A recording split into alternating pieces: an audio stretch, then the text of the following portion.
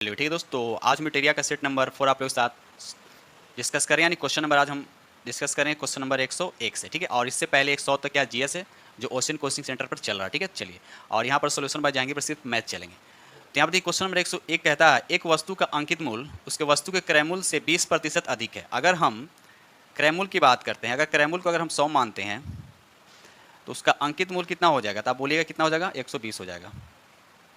क्या बोलिएगा? 120 हो जाएगा। ठीक है, उसके बाद कहता है कि एक दुकानदार 10% छूट, अब छूट किस पे दिया था? इस पे किस पे दिया था? अंकित मूल्य पे छूट। जब इस पे 10% छूट निकालेंगे तो छूट कितना देगा? यहाँ पर इसका 10% निकालेगा तो कितना होगा? 12 रुपया का छूट देगा। तो जब 12 रुपया का छूट देगा इसका मतलब बेचेगा कितना में? या तो 120 में से 12 घटा दिया, यानी 108 रुपया में क्या करेगा? बेचेगा। लेकिन आपको दे रखा है कि 10% छूट देता है और इस प्रकार वस्तु का विक्रय मूल्य कितना होता है? इतना। मतलब ये हुआ कि 3240 तो विक्रय मूल्य दे रहा है, इतना का वैल्यू दे रखा है 108 का। ठीक है, तो सबसे पहले हम क्या करें? यहाँ से क्रय मूल्य निकाल लेंगे। ठीक है, तो देखिए यहाँ पर तो 108 का वैल्यू कितना है? 3240। तो यहाँ पर देखिए ऊपर लिखेंगे हम 3240 और नीचे लिखा है 108। ठीक है, क्रय मूल्य हमेशा अपने आप में 100% होता है, तो 100 से यहाँ पर क्या करेंगे? मल्टीप्लाई कर देंगे। ठीक है, अब इसको काटिए तो देखिए ये 108 से 30 बार में कटेगा, यानी यहाँ पर आपका क्रय मूल्य कितना आएगा? 3000। अब देखिए 3240 का विक्रय मूल्य और 3000 क्रय मूल्य है, तो आपका प्रॉफिट कितना होगा? तो 240 हो जाएगा। तो 240 प्रॉफिट हुआ तो क्रय मूल्य नीचे कितना हो जाएगा? 3000 और इंटू 100। 30 काट दीजिए, कट गया। अब 3 से काटिए कितना बार में? 8 बार में। मतलब क्या हुआ? 8% क्या होगा? प्रॉफिट हुआ। राइट आंसर आपका क्या हो जाएगा? D is correct answer. ठीक है दोस्त, चलिए आगे बढ़ते हम लोग। चलिए क्वेश्चन नंबर 102 कहता है यदि दो संख्या का महत्तम सापर्थ कितना है? 12 है, और समान संख्याओं का लघुत्तम सापर्थ कितना दे रहा है? 48 दे रखा। ठीक है, तो इन संख्याओं के गुणनफल का वर्गमूल देखिए, आपको पता होगा कि LCF गुने क्या होता है? LCM बराबर क्या? तो दोनों संख्याओं का गुणनफल होता है। अगर हम दोनों को गुना कर दें तो दोनों संख्याओं का गुणनफल निकल जाएगा, यानी 12 गुने 48। अब फिर क्या करें? इसका वर्गमूल निकाल, तो बस टोपी पहना दीजिए, वर्गमूल का सिंबल दीजिए, इसका निकालिए। तो 12 को 12 लिखिए और 48 को क्या मैं ऐसे लिख सकता हूँ? 12 गुने 4। बोलिएगा सही सही है। अब देखिए यहाँ पर क्या होगा? 2 को 12 तो 1 को 12 बाहर आ जाएगा, 4 का स्क्वायर रूट कितना हो जाएगा? 2। आंसर कितना होगा? 4 दून 12 दूना 24। ये आपका हो गया आपका करेक्ट आंसर। ठीक है, आपको ये पता होना चाहिए कि एलसीएम और एचसीएफ जो होता है दोनों संख्याओं के गुणनफल के बराबर होता है। मतलब गुणनफल जो है वो संख्या निकल गया। अब इस संख्या का वर्गमूल निकालना है तो वर्गमूल का चिन्ह दे दिए, और 12 का 12 लिखा, 48 का मतलब कितना? बर्चों का 48 होता है। तो 2 को 12 तो 1 लिख दिया, और 4 का स्क्वायर रूट कितना होता है? 2 होता है, दोनों को गुना कर दिया, 24 आ गया। ठीक है, तो आंसर आपका सी इज करेक्ट आंसर। तो ऐसे क्वेश्चन बनाने। ठीक है, चलिए क्वेश्चन नंबर 103 कहता है एक मिश्रण में रेत और रोरी का अनुपात कितना है? 39:20 है। देखिए यहाँ पर रेत, रोरी और सीमेंट हम सब लिख दिया हूँ। ठीक है, जबकि रोरी और सीमेंट का अनुपात 5:9 है, तो मिश्रण में रेत और सीमेंट का अनुपात बताना। देखिए रेत हो गया, रोरी हो गया, सीमेंट हो गया। तो पहले क्या होगा? 39:20, तो रेत 39 है, रोरी 20 हो गया। फिर कहता है रोरी कितना और रोरी और सीमेंट का अनुपात कितना है? 5:9 है। तो देखिए रोरी की जगह पर 5 हो गया, सीमेंट की जगह पर 9 हो गया। अब इसको कैसे बनाएंगे? देखिए लाइन खींचिए, ये 20 को आगे बढ़ा दीजिए, ये 5 इधर आ जाएगा। तो आपको किसका अनुपात निकालना है? रेत और सीमेंट का, मतलब इसका और इसका निकालना है। तो बस इसी दोनों वैल्यू को मल्टीप्लाई कीजिए। देखिए तो 39 गुने कितना? 5, अनुपात कितना? तीनों नहीं निकालना, तीनों निकालो तो इसको भी मल्टीप्लाई करके यहाँ रेशियो में लिखा जाता है। ठीक है, तो हमको सिर्फ इसको और इसको पूछ रहा है। ठीक है, तो इसको दोनों को आप गुना में लिखिए ऐसे।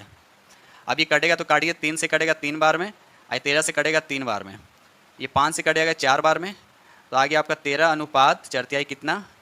12। ठीक है, तो राइट आंसर कौन हो गया? 13:12, आपका 20 करेक्ट आंसर हो गया। ठीक है, चलिए आगे बढ़ते। चलिए क्वेश्चन नंबर 104 का था तीन संख्या दे रखा है 1/2, 2/3 या 3/4 के अनुपात में है। यदि सबसे बड़ी संख्या और सबसे छोटी संख्या के बीच का अंतर कितना है? 33 दे रखा है। तो तीनों संख्याओं का महत्तम सापर्तक निकालना। देखिए हम तीनों संख्या लिख लिया हूँ और तीनों का अंतर यहाँ लिखा, थोड़ा सा उसको ऊपर करके बनाते हैं। ठीक है, देखिए तो इस तरह से जब भी रहे तो पहले हम क्या, तीनों का एलसीएम निकालिए। नीचे वाले कैल्शियम निकालिए, तो एलसीएम कितना आएगा? 12 आएगा।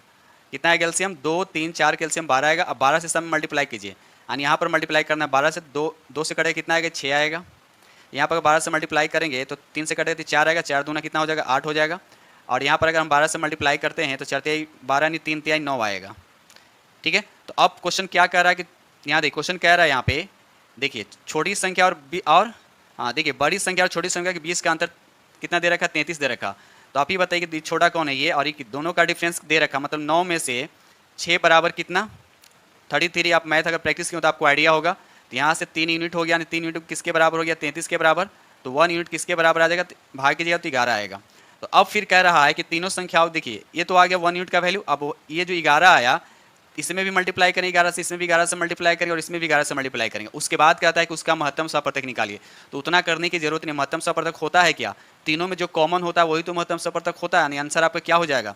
बस 11, बस आप लोग क्वेश्चन घुमा दिया है, बस थोड़ा सा दिमाग लगाना है आपको, ठीक है ना। यानी आंसर आपका क्या हो जाएगा, 11 ही आंसर हो जाएगा, ठीक है। यानी आंसर आपका हो जाएगा, यहाँ देखिए बी इज करेक्ट आंसर हो जाएगा, ठीक है। अभी नहीं कि गुना करके उसके बाद एचसीएफ निकालिए, तब तो कहने का मतलब हो गया वो कम क्वेश्चन को आप टफ कर दीजिए, टफ कर देंगे, ठीक है। चलिए आगे बढ़ते हैं हम लोग। चलिए क्वेश्चन नंबर 105 कहता है कि देखिए आपको ये सिंप्लीफाई करने के लिए इसको दे रखा है, ठीक है ना। तो बिल्कुल लीजिए, बस इसको इससे मल्टीप्लाई कीजिए और इसको इससे मल्टीप्लाई, देखिए इसको इससे मल्टीप्लाई करने कितना आएगा, 5888 आएगा, और इसको इससे मल्टीप्लाई करें तो 288 आएगा। अब देखिए एलसीएम क्या दोनों सेम है, तो ऊपर डायरेक्ट क्या हो जाएगा, ऐड हो जाएगा। तो ऐड कीजिएगा तो कितना आएगा आपका 6176 आएगा। अब बटा में कितना आएगा 5 आएगा, ठीक है। अब इसको अब डिवाइड कर दी, तो डिवाइड करने का तरीका देखिए, क्या कीजिए आप इसको 10 बनाइए, तो 10 बनाने के लिए क्या करें, 2 ऊपर से मल्टीप्लाई करें, नीचे भी 2 से मल्टीप्लाई कर देंगे। ऊपर कितना होगा 6 दूना 12, 7 दूना 14, कितना हो गया 15, 2 में 1 से गुना करें 2 यानी कैरी 3 रहा, 6 दूना कितना हो जाएगा यहाँ पे 12, नीचे कितना हो जाएगा आपका 10। अब 10 से डिवाइड करना बिल्कुल लीजिए, डेसिमल कहाँ पर आ जाएगा, यहाँ पर आ जाएगा, तो आंसर मिला लीजिए 1235.2, यानी आंसर आपका देखिए 20 करेक्ट आंसर हो गया, ठीक है। तो इस तरह से क्वेश्चन बनाने, ठीक है। 1235, अच्छा सॉरी यहाँ पर ये नहीं होगा, 1235 ये होगा, ठीक है, यानी 1235.2, ठीक है। चलिए आगे क्वेश्चन नंबर 106 कहता है एक वस्तु को 1000 रुपये में बेचने से कुछ हानि होती है, ठीक है। उस वस्तु को 1400 रुपये में बेचने पर व्यापारी को पुराने हानि के 3 गुने के बराबर क्या होता है, लाभ होता है। तो वस्तु का आपसे क्रैमुल मतलब सीपी पूछा है, सेलिंग प्राइस क्या होता है। तो अब देखिए मान लीजिए है हानि लॉस कितना होता है, मान लीजिए x हुआ, तो प्रॉफिट कितना हो जाएगा आपका, प्रॉफिट जो हो जाएगा कह रहा है कि 3 गुना होता है हानि का, मतलब 3x। तो अब देखिए पहले कंडीशन यहाँ देखिए, जब विक्रयमूल्य इतना है तो हानि होता है कितना x, तो यहाँ से क्रयमूल्य कितना होगा, तो आप बोलिएगा क्रयमूल्य क्या होता है, विक्रयमूल्य प्लस हानि। अब जब विक्रयमूल्य 1400 है, अब प्रॉफिट दे रखा है इतना, तो क्रयमूल्य कितना होगा, इसमें से इसको माइनस करेंगे तो इसी के बराबर हो जाएगा, यानी 1400 माइनस क्या होगा आपका 3x, ठीक है। अब देखिए इसको ओवरऑल सॉल्व कीजिएगा, देखिए ये इधर जाएगा तो प्लस, ये इधर आएगा तो प्लस में हो जाएगा, तो जुड़ जाएगा तो कितना हो जाएगा 4x हो जाएगा, आई 1000 घड़ यानी 400 आएगा, यानी यहाँ से x का वैल्यू निकालिएगा तो आपको 100 आएगा। तो 100 क्या आया, हानि आया। अगर हम 100 को इसमें ऐड कर देंगे, देखिए यहाँ x है ना, 100 को इसमें ऐड कर देंगे तो आपका क्रयमूल्य निकल जाएगा, तो 1000 और 100 कितना हो गया 1100 आपका आंसर हो गया, यानी सी इज करेक्ट आंसर, ठीक है। चलिए आगे बढ़ते हैं। चलिए क्वेश्चन नंबर यहाँ पे 107 का देखिए टाइम एंड वर्क से रिलेटेड क्वेश्चन दे रखा, ठीक है। 9 मकड़ी 9 जाल 9 दिन में बना लेती है। अब देखिए इसको लिखें कैसे, जो काम करता है ऊपर 9, आज जो काम करते हैं कि जाल का बुनना, तो ये 9 नीचे आएगा, ये वाला 9 नीचे आएगा और दिनों की संख्या ऊपर लिखाएगा। ये हो गया पहला पार्ट, उसी तरह से इधर करना, ठीक है। इतना दिन बना लेते तो एक मकड़ी एक जाल, तो एक मकड़ी हो गया एक जाल, तो एक ये वाला एक जाल जो है नीचे लिखाएगा कितने दिनों बनाएगा, तो कितने दिन मतलब यहाँ पर आप एक से लिख लीजिए, ठीक है। चलिए तो 9 से 9 कट गया, तो ओवरऑल देखें तो यहाँ पर x का आंसर कितना आएगा 9 आएगा, ठीक है, यानी 107 का आंसर कितना हो जाएगा आपका सी हो जाएगा, ठीक है। चलिए क्वेश्चन नंबर यहाँ पे 108 कहता है एक निश्चित राशि पर अर्जित साधारण ब्याज मूल राशि का 4/25 है। यदि ब्याज की वार्षिक दर का संख्यात्मक मान और समय समान है तब ब्याज के, देखिए ये ट्रिकी बहुत ईजी, अगर आप इसको बेसिक से बना सकते हैं, ट्रिकी देखिए कितना आपको दे रखा है 4/25 दे रखा, ठीक है। तो जब भी यहाँ पर दे रखेगा कि वार्षिक दर और समय दोनों समान होंगे तो इस पर रूट लगाइएगा, इंटू क्या कीजिएगा यहाँ पर 10 कीजिएगा, ठीक है। तो अब देखिए 4 का स्क्वायर कितना होगा, 4 का स्क्वायर रूट 2 होगा, 25 का कितना होगा 5 होगा, अगुने कितना 10, तो 5 से इसको काटिए 2, आंसर कितना आ गया आपका 4। क्या पूछा आपसे, दर पूछा, तो 4% आपका दर हो गया। तो ऐसे क्वेश्चन बनाने हैं ट्रिकी, ठीक है। चलिए आगे बढ़ते, चलिए यहाँ देखिए बिल्कुल इजी क्वेश्चन दे रखा है यहाँ पे, ठीक है। यहाँ पर देखिए कहता है, देखिए बेस दे रखा है 5, यहाँ भी बेस दे रखा है 5, पावर आपको ये दे रखा है और ये दे रखा है, तो जब बेस सेम होता है तो पावर क्या तो ऐड होता है, तो 2x और x कितना हो जाएगा, यानी 5 टू द पावर कितना होगा 3x, अब -16 और -5 कितना हो जाएगा माइनस का 21 होगा। बोलिए कोई दिक्कत नहीं, इक्वल साइन दीजिए इधर, 125 का मतलब हो गया 5 का क्यूब होगा, कोई दिक्कत नहीं है। चलिए अब देखिए इधर भी 5 इधर भी 5, दोनों तरफ अगर बेस सेम होता है तो पावर को इक्वल कर दिया जाता है, मतलब ये हुआ 3x - 21 इज इक्वल टू कितना हो जाएगा आपका 3 होगा, ठीक है। तो अब देखिए ये -21 इधर आएगा तो इसमें ऐड हो जाएगा तो 24 हो जाएगा, और 3 से भागा कर देंगे तो x इज इक्वल टू कितना आएगा 3 8 24, मतलब आपका 8 आंसर हो जाएगा। तो राइट आंसर आपका बी इज करेक्ट आंसर, ठीक है। चलिए अगला क्वेश्चन, क्वेश्चन नंबर 110 कहता है एक संख्या में 25% की वृद्धि हुई, ठीक है। पुरानी संख्या प्राप्त करने के लिए इसे कितने प्रतिशत तक कम किया जाना चाहिए। देखिए बिल्कुल इजी क्वेश्चन है, आप लोग प्रैक्टिस किए होंगे तो आप लोग को पता है कि 25% कोई बात नहीं है, जितना रहेगा ऊपर लिख देंगे। जब वृद्धि कहेगा तो 100 यानी 25% वृद्धि का मतलब कितना होगा, 100 में 25 ऐड कर दीजिए तो 125। अगर यहाँ वृद्धि न देकर कम कहता तो यहाँ 25 क्या होता माइनस यानी 75 लिखा था, ठीक है ना, ध्यान रखिएगा। जब वृद्धि है तो ऐड करेंगे, कम रहता तो माइनस करते, अगुने क्या करेंगे बस 100 कर दीजिए, ठीक है। तो 25 का 25 यहाँ पर 5 आ गया, 5 से कितना बार में कटेगा 20 बार में कटेगा। तो इस तरह से 20% का क्या होगा, कमी किया जाना चाहिए, ठीक है ना। तो आंसर आपका सी इज करेक्ट आंसर हो गया। तो इस तरह से मैथ हमने आप लोग को बता दिया, बाकी रीजनिंग है उसका हम सिर्फ आंसर बता देते हैं, आप लोग घर पे खुद से कर लीजिएगा, ठीक है। चलिए तो अगर 111 की अगर हम बात करते हैं तो इसका आंसर होगा आपका ए हो जाएगा, ठीक है, बना लीजिएगा खुद से। अगर 112 की अगर हम बात करते हैं, थोड़ा सा ऊपर कर दूं, तो 112 का आंसर आपका सी हो जाएगा, ठीक है। उसी तरह से अगर हम 113 की बात करते हैं, यहाँ पर देखिए 113 का आंसर आपका यहाँ सी हो जानी, इसमें चतुर्भुज कितना होगा, 18 होगा, ठीक है। चलिए आगे देख लेते हैं। 14 का यहाँ देखा जाए, 14 का आपका आंसर हो जाएगा ए हो जाएगा।